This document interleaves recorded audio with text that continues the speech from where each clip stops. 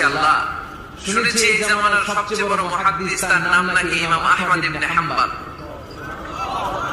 আল্লাহ তোমার কাছে আমার আকুতি, তোমার কাছে আমার মিনতি, আমি যেন এত বড় মুহাদ্দিসের হাতে হাত রেখে মুসাফা করতে পারি আর তার কপালে একটা চুমু দিতে পারি। আমার এই দোয়াটা আজ কবুল হয় নাই।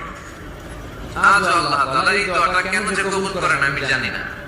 এই কথা শুনে ইমাম আহমদ ইবনে হাম্বল আবেগপ্রবণ হয়ে গেলেন, আর নিজেকে ধরে রাখতে পারলেন না, চোখের পানি ছেড়ে দিলেন আর বললেন, ইয়া শাব, হে যুবক, আহমদ ইবনে হাম্বলের সাথে দেখা করার জন্য তোমার আহমদ ইবনে হাম্বলের দরবারে যাওয়ার দরকার নাই, তোমার এই দোয়াটা আল্লাহ কবুল করে নিয়েছে।